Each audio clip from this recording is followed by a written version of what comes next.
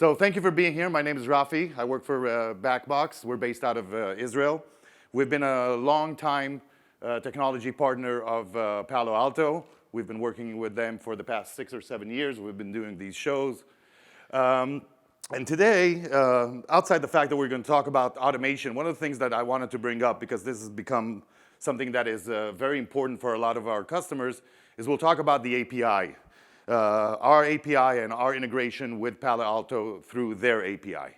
Now I see some familiar faces here that are customers, so you might find some new information regarding our latest release and what we are doing with the Palo API. But in general, I want to talk about automation today and how we can help you better manage and better maintain your network infrastructure utilizing an automation tool. So we'll talk about disaster recovery in general. Those of you who have seen us in the past, you know that we started from backup and recovery for security and network devices. We'll talk about how we better manage our assets on the network, get more visibility around the devices that we have installed as far as models, versions, etc. We'll talk about how we take all layer 3 information and help you automate your network diagrams and get real-time visibility to the layer 3 information on your network. And then we'll discuss a little bit about how we can push configurations, bulk configurations to a large number of devices to help you automate some of these manual processes that you're running. And finally, we'll talk about what we refer to as our IntelliChecks, different signatures that we can execute on our devices in order to gain better performance, maintain uptime, minimize downtime, and understand, are we compliant with our corporate strategies. So let's talk a little bit about the core of what we've started with, everything around disaster recovery. So one of the things that we heard from a lot of customers when we started BackBox about 9 years ago is the pain in managing multiple management systems in order to be able to build a proper disaster recovery procedure. A lot of people were using either manual processes or scripted processes, and we wanted to take this space of networking and security and make sure that we are backing up the configuration of all our devices in one central location, but adding more value to that by verifying the integrity of these configuration files. So we're saving time by automating these processes, but we're also validating that that procedure is valid and can be utilized if and when we have a failure on our network. So one of the key use cases for this is we have a device, and for some reason, something went wrong with it. This could be on a hardware level, just the box died. This could be a software issue, if maybe you upgraded and that upgrade didn't complete successfully, or this could be human error. So by automating this process, we can now make sure that if and when a device fails, and let's say we RMA'd, we get a new box in, plug it into the network, provide an IP address to it, and then we can use an automation tool in order to take that configuration, make sure that it wasn't tampered with, make sure that we know that we're recovering the configuration that we meant to, and push it back to the device. So that's going to save us a lot of time as far as actual work needed to be done, and it's going to minimize our downtime. Because now with a push of a button, we can take our good config and push it back to the device. So every time we connect to a device and we're collecting the configuration information and validating it, we also want to make sure that we are now updating our asset information.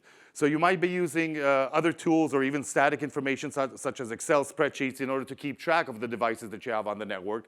But while we're doing our backups, we're also pulling all the inventory information for those devices, anywhere from models, serial numbers, licenses, etc. That gives us the ability to now understand where we need to go as far as our upgrades and our versioning. So we want to upgrade to, let's say, PanOS 9.1. Will my hardware platform support it? How many hops do I have to go through in order to reach that desired version level? So with BackBox, we gain visibility, and one of the things that I'm not allowed to say, but I'll say it quietly, we'll gain that visibility not just for Palo Alto devices. So we'll do that for all your network and security devices that you have on the network. And then with one click, we'll get a report, we'll get that gap analysis, and understand, are my devices compliant with the version that I want to be in? In addition to that, we can now also track end of life and end of support information. So is my version still supported by the vendor? Will this hardware, will we be able to maintain it long term while we're running that hardware model? So we're collecting this information, giving you that visibility, and giving you the tools to better understand how we can go from one version to another. So we're collecting the asset information, we're collecting the configuration information, which also contains the layer 3 information for our devices. So you might be using Visio, you might be using other tools in order to draw up those network maps. But since we have that information, so the interface information, VLAN information, routing, static and dynamic, since we're collecting that information, we now are able to automatically and dynamically draw out a map of your network, which is nice, it's cool. You don't have to continuously add those little objects into your Visio diagrams. But why is it useful further? Because now we can take, if for an example, we want to add a firewall rule, an access rule, that we need to enable for a service that we just brought up. How do we know which devices we need to enable that rule through? Which firewalls is that traffic going to flow? So within our dynamic map, you can now also start drawing out paths. So indicate a source and a destination, and we will highlight the entire layer 3 path that traffic has to go through. So again, it's going to save you time, and really it's going to help you better manage your security policies, because instead of adding this access rule to pretty much all the firewalls that you have, which of course is going to add some load to your firewalls, now we can know exactly which devices we have to apply these rules on. Show of hands, who's running version 7? Excellent, well, just a couple. Version 8 and version 9X.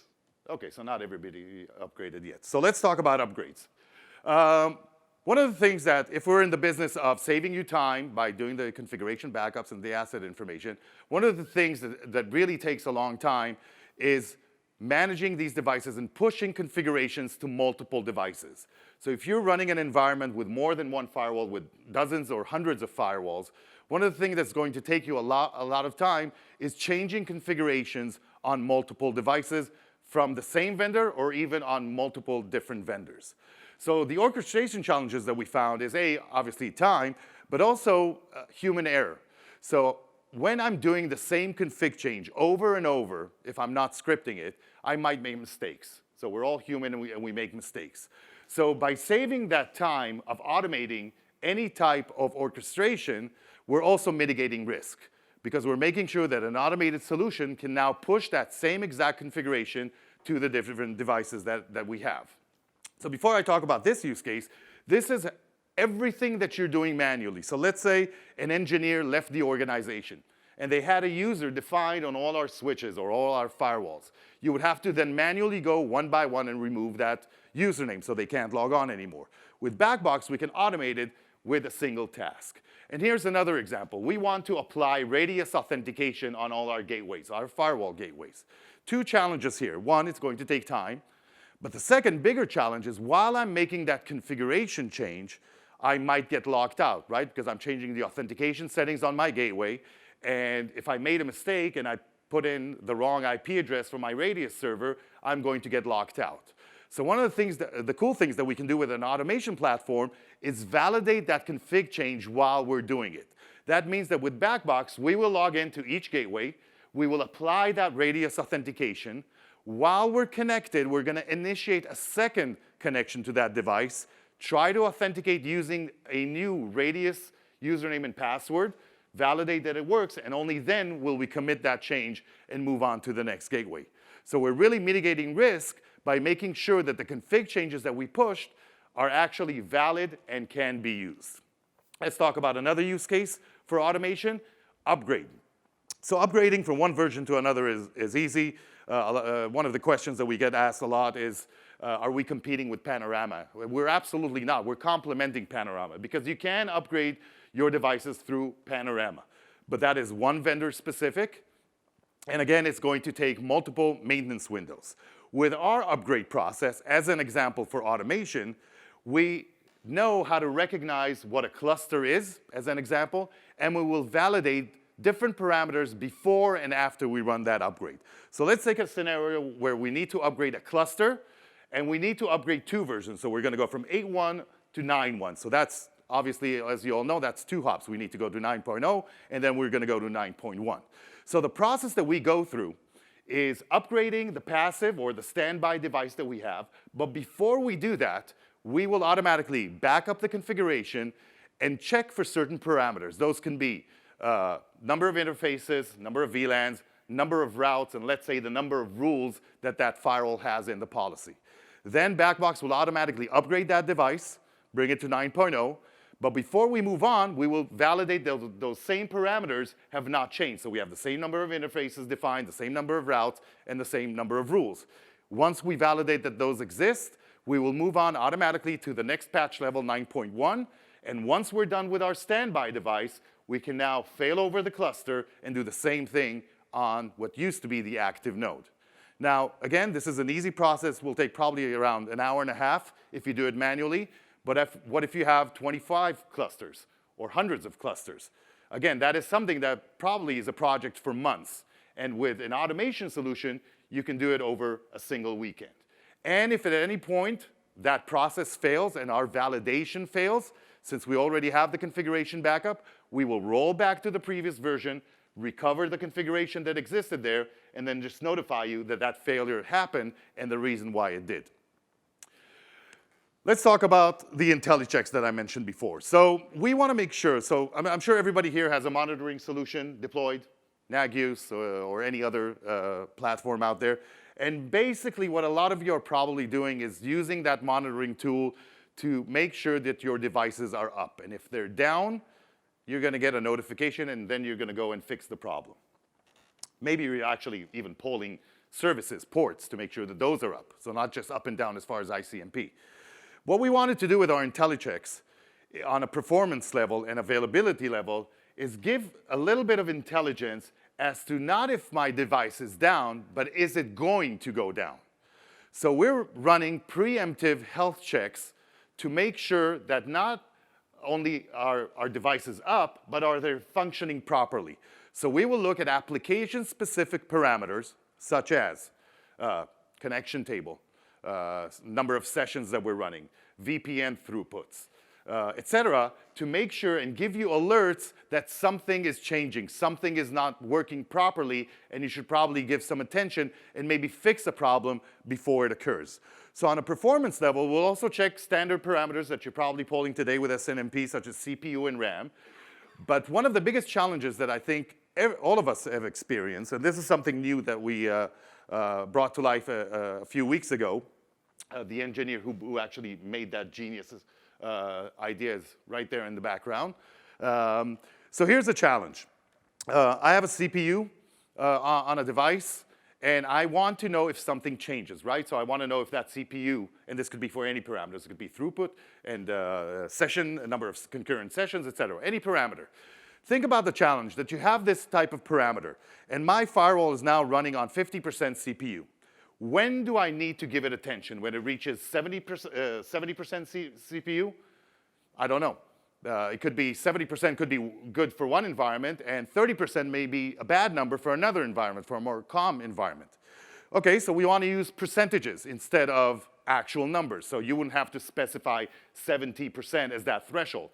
But if we use percentages of growth, that's, again, a problem. So if my firewall idly is running on 50%, do I want to know at, let's say, a 30% increase? That's not accurate either, because when people are coming in the office Monday morning, that CPU is going to spike because everybody's logging on. And on the other hand, at 2 a.m. on a Saturday, that CPU should be very low. So he came up with a very smart and easy to use algorithm where we will kind of do machine learning. We'll poll that device for a week, build a profile around that device, and now we're going to start notifying you based on deviation that is based on time of day and day of the week. So now we know that on a Monday morning between 8 and 9:30, that CPU should be at 70%. So I don't want to get an alert. On the other hand, if that CPU reaches 70% at 2 a.m. on a Saturday, then I definitely want to know because that's not expected. So we're machine learning the performance and the behavior and building a profile around your devices and now giving you very accurate, with almost no false positives, except for holidays. So something's probably going to change on Christmas. But for the most part of it, you'll get real notifications on deviation as far as performance is concerned. And on top of that, we're collecting that information over time. So now you're able, with our capacity planning, you're now able to see the growth of your environment. So you're reaching the end of life of one of your devices or multiple devices. Which new model do I have to buy? How do I know? Has my environment grown? Maybe it shrunk a little bit? So while we're collecting all this information on all these different parameters, we're also keeping them over time for as long as you want. Usually a year would be sufficient. And we'll be able to show you graphs of growth. So you'll be able to see where you need to go. Some of the vendors have tools to do this, but they're checking the information in real time. So you can run it for a day, and it'll tell you, OK, this is the type of device that you need to go to. But they don't see the growth, because if I'm seeing a 300% growth, that's going to be different than what I'm seeing in real time. So as far as performance forecasting, that helps us better understand how my environment is growing and where I need to be with my devices. The additional thing that we're doing with our IntelliChecks is checking the validity of the configuration of my device. So let's not confuse. We are not looking at the security policy. There are a lot of tools out there, vendor provided as well, that would tell you if your security policy is a good one. We're not doing that. We're looking at the platform. So the Fuel Group released a document a few months ago, maybe even a year ago, that told us what is the good baseline for a Palo Alto device. What parameters, what configurations should exist outside of the policy itself. Things like, should I have Telnet enabled? What version of SNMP should I be running? Should I have my updates enabled for the different services? So we've taken that and a lot more, and now what we're doing is we're polling our devices and checking those configurations and comparing them to your corporate standards. So we are able with that to give you a gap analysis and understand whether my configuration complies with my corporate standard. Should I have SNMP v2 or v3 on my device? Is my NTP server or my DNS server configured properly? And with that report, you can then go and manually fix those problems, right? But we'll do one better. We'll help you automatically remediate those config problems. So if we poll each of our devices in an environment and we expect the DNS server to be a particular IP address and it is not, so we'll both report on it and automatically fix it. And lastly, we look at security parameters. Again, outside of the security policy, do I have all the secure protocols enabled? Do I have anything non-encrypted enabled that I need to take care of? So while we're running these different IntelliChecks and understanding, whether my environment is functioning properly, is it healthy, is it prone to now error or downtime, and giving us the ability to comply with all our corporate standards. Now, one thing I neglected to mention as far as everything that I just discussed, so the backups, the recovery, the IntelliChecks, the automation of tasks and orchestration, everything on our platform is customizable. We are not communicating with any type of coding language. You don't need to know Bash scripting or Python or anything like that. We are communicating in the language of the device. So we are utilizing the standard protocols, SSH, HTTPS, whatever that device supports, and we're communicating with it while we're almost mimicking what you would do manually. So if you were to configure a Palo Alto device and check or configure the DNS IP address for it, we're taking those same basic commands that you're executing, and we're just automating them. So as far as customization is concerned, for the IntelliChecks as an example, you can create your own checks. So if you have different parameters that you need to check, or if you want to monitor different parameters on your devices, you can utilize whatever we have built in, which is just, I think, over 1,200 now, different signatures, or you can create your own. So it's almost like being able to optimize and customize your monitoring solution to understand exactly what's going on in my environment. So here's another example. So checking the throughput. So we'll log in, check the throughput. Now that we have the profile, we know what that throughput should look like at each time of day and day of the week, and then alert based on a pre-configured deviation level. Here's another example. We'll go through all our layer 2 and layer 3 switches, and we'll look for our corporate standards on those devices. So we'll check if Telnet is enabled, we'll check whether SNMP v2 or v3 are configured, and we can even check for certificate expirations. So if I have a certificate that is about to expire in less than a month, I probably want to know about it and renew that certificate before people are not going to be able to log in through their VPNs. So this is a partial list of those different IntelliChecks that we're running. So this is an example of all the operational checks that we're running. So you can see that pretty much everything that is configured on the device can be pulled and can be brought in. Another use case that is not on the board that I want to talk about, for those of you that might be service providers servicing your customers. So we have a really good use case from the UK from the last month that we did. And that involved the process of onboarding, which we thought it was a very cool use case for us to do. So what we did, because of our customization capabilities, we took this organizational procedure of onboarding a new customer and we automated it. That means that this organization, what they do is every time they onboard a new device to their network, part of their managed service, but this could be for an enterprise as well when you're bringing on a new device, you want to make sure that now that you're managing these devices, they comply with your standards. So there's a process, it's very simple. They do a backup of the configuration, they do inventory, make sure that they understand exactly the configuration specs of that device. Then they go through a compliance check to see that that device complies with their standard as an MSP. And then they go and fix all those parameters that are different than what they're supposed to do. This process, we heard from them, takes between 4 and 4.5 hours per device, which kind of makes sense because you have to go through, we're polling 29 different parameters on these devices. So between 4 and 4.5 hours, this organization is big. They have a few thousand devices, but we were able to slim down that number to 7 minutes.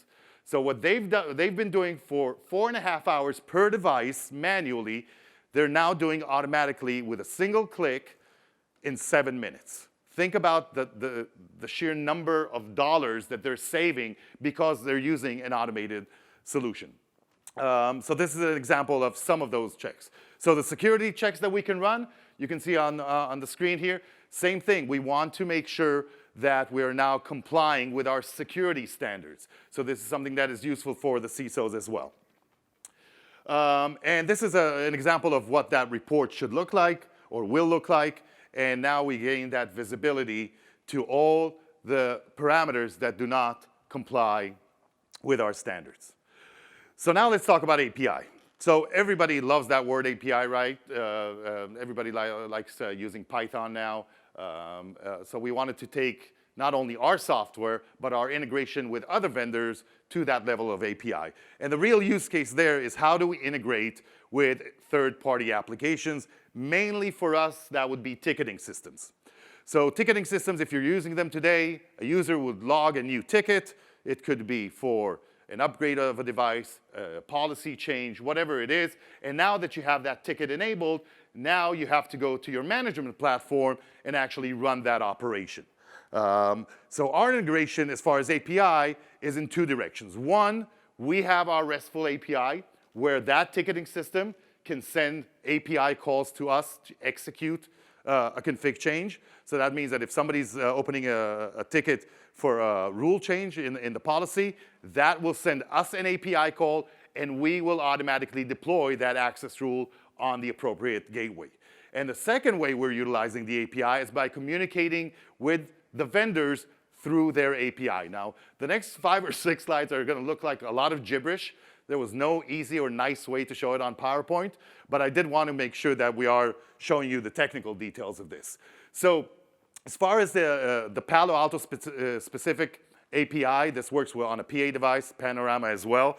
I wanted to show you the process and why an automation tool helps us with API. One of the things that we heard from the vendors themselves is that everybody wants an API, but once they hear that you need coding for the API, then they kind of give up and say, well, we don't have coders on the network. We're network engineers. We don't write code. So now we have to bring in another group, and that group is going to write the code.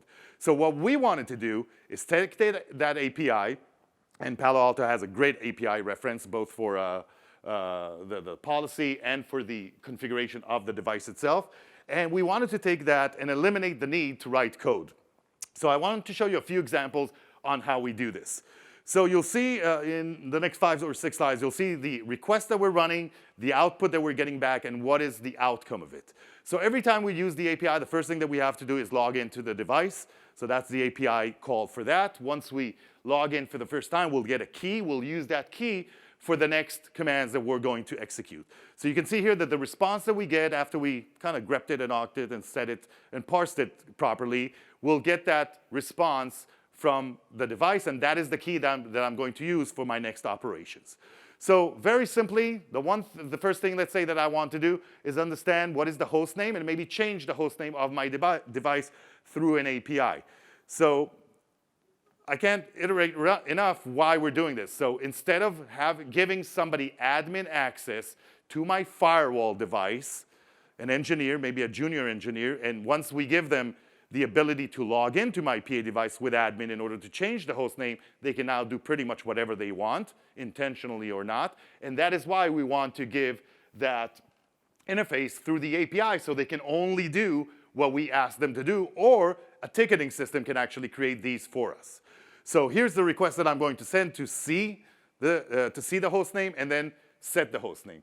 Now what if instead of all this gibberish that we see on the screen, we had this? So this interface, which is the BackBox interface, basically allows the individual to log into our web interface, no coding whatsoever, choose the appropriate automation task, which in this case would be changing the host name of that device, putting the new host name in place, and we will run everything in the background. So they never logged into the PA device, they can't break anything, and they had a very simple and easy way of doing it through a web interface.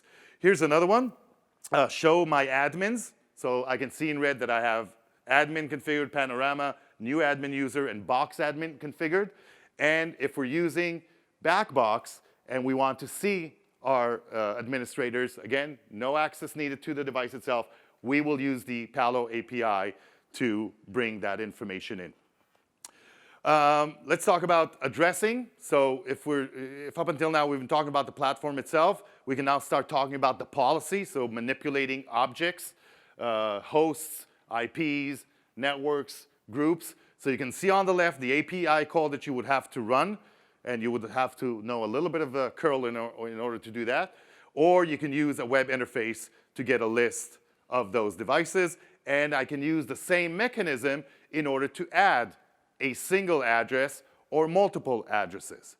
So let's say that since we are at a Palo show, we want to migrate from one firewall vendor to Palo Alto.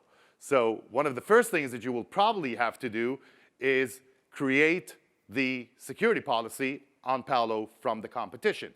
So we need to create all the different objects, all the addresses and the groups and the networks, and then we'll have to populate the policy as well. That is a manual process. And depending on the size of your security policy, this could take days. So with this API, we can now take a list of IP addresses from the previous vendor, and using the Palo API, we can, with a click of a button, we can create all those objects and all those addresses on the Palo device.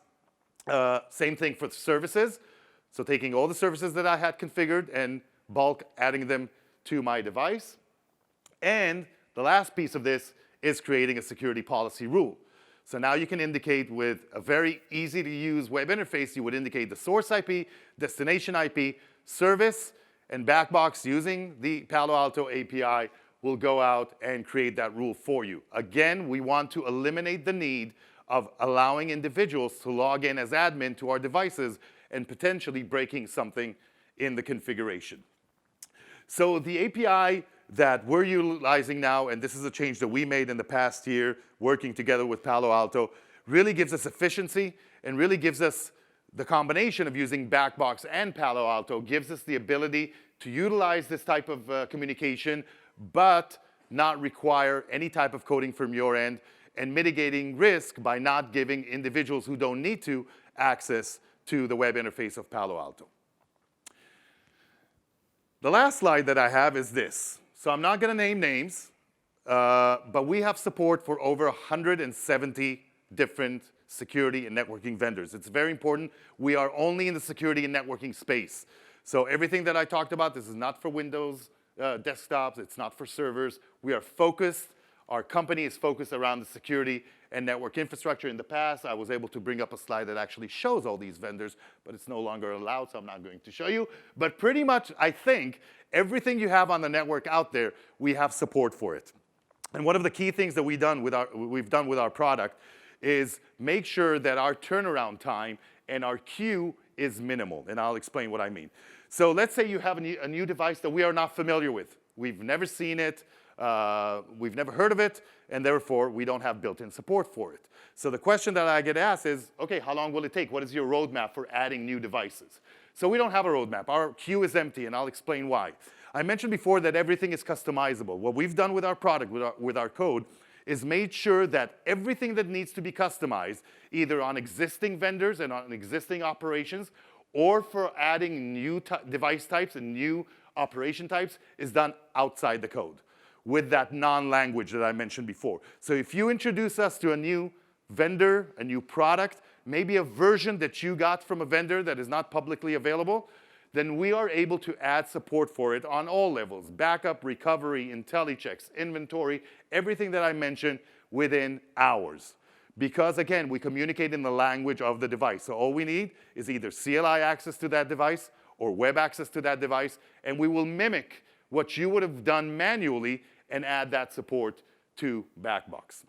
So that means that, again, you can customize and create your own checks, your own backup procedures. So if we're running a particular backup procedure on a device, let's say something that is going to be generic, a Linux server, and we're collecting certain files for that backup process, and you want to customize and collect more files, you can do it without understanding any type of code, but just understand the language of that device and the Linux command that you would need to execute. So this is the offering that we have. I mentioned before that we're working tightly with Palo Alto Networks and other vendors in order to make sure that we are constantly optimizing your time and giving you the ability to automate everything that you're doing on the network. I know automation is a big word now. Everybody's talking about it. But I think the key differentiator for us is that we're not just providing an automation platform. We're providing an automation platform with the base of those 170 different security vendors. That means that you don't have to go out to the internet and look in hopes that somebody already did it and pull it in and script it, and giving you the ability to customize and fit our solution to your specific needs. How are we on time? We have 10 minutes. OK, so that's about it. So now we're going to take some questions, and we're going to give away Amazon gift cards to the first 10. And right there, first question. Yes?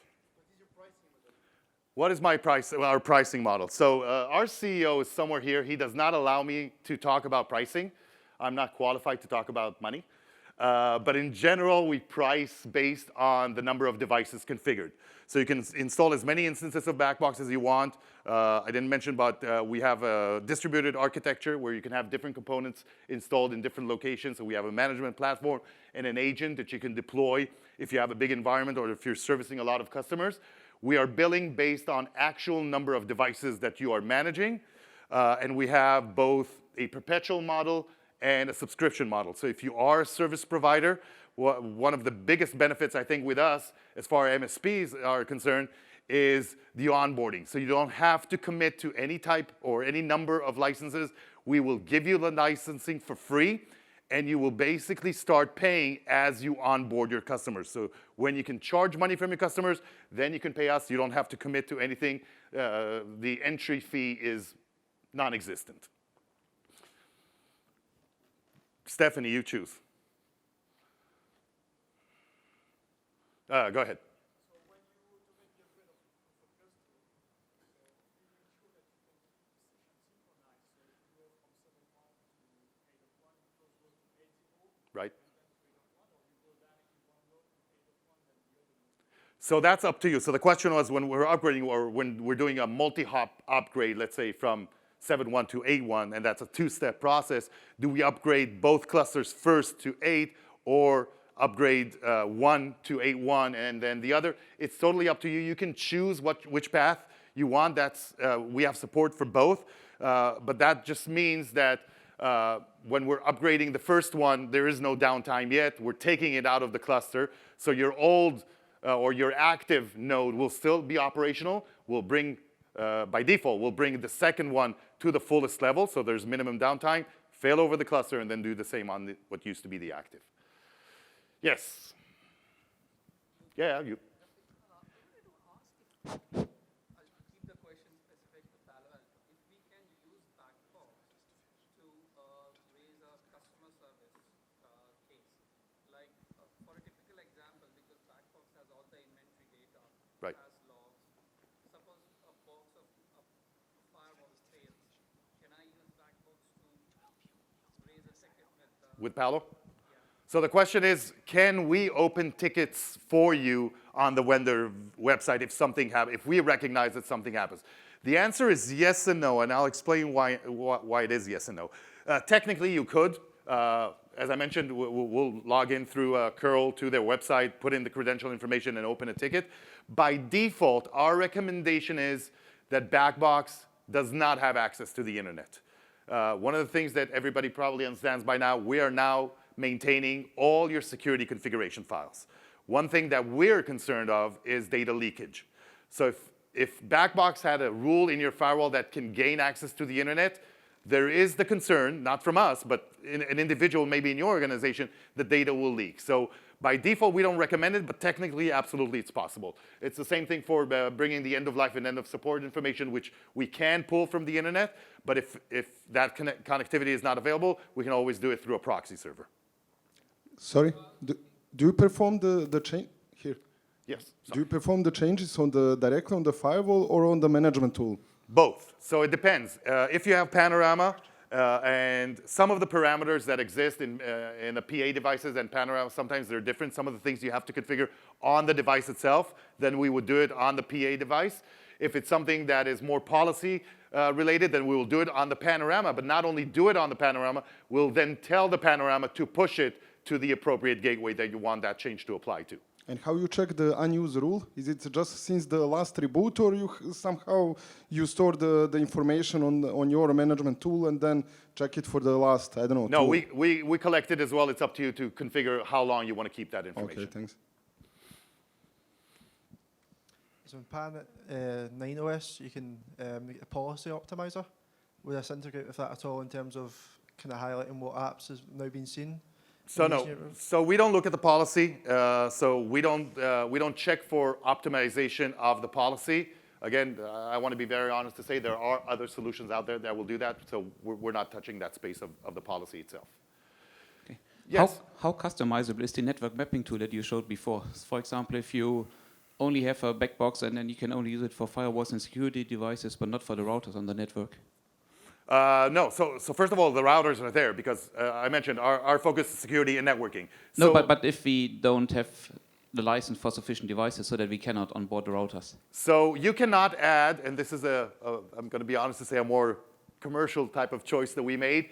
We will map out only the devices that exist within BackBox. So you will not be able to add your own devices. But what we will draw automatically is what we know. So for example, if I log into a firewall and bring the layer 3 information, and that layer 3 also includes some static routes that point to a device that is not in BackBox, we will still draw that device. We will draw the networks behind it because we know it exists, but we won't know anything after that.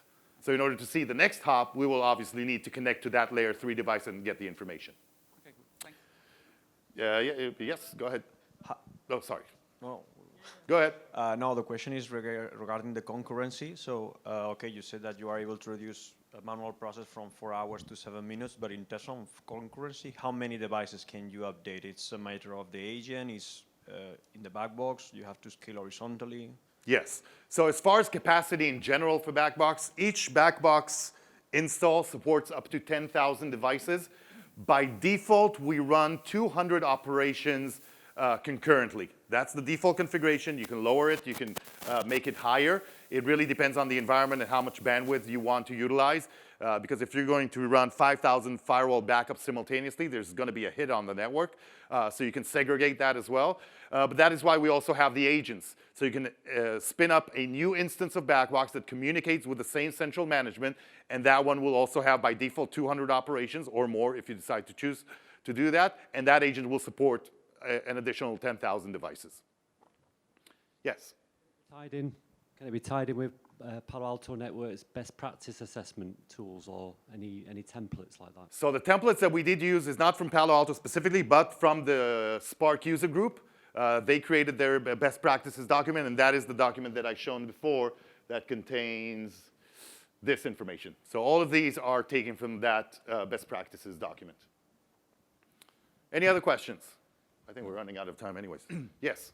You mentioned doing checking the certificate's validity on Yes. the device. Yes. Can you also automate the renewal of that certificate? Because you would then, I mean, you need to fetch the CSR, submit it to an authority, and then push it back? So again, same answer as before. Technically, we could. We wouldn't require access. If your CA is on the internet, we wouldn't need access to the internet. If it's a local CA, obviously we won't need access to the internet, and we can automate that, yes.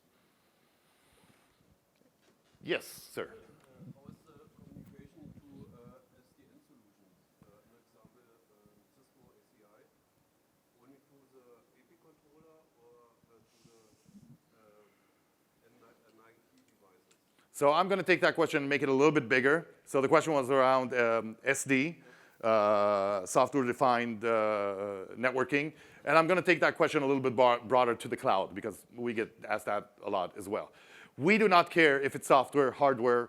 For us, we treat each device, as long as it has a unique IP address and we can access it through a standard protocol. We don't care if it's on the cloud, if it's virtual, if it's a context.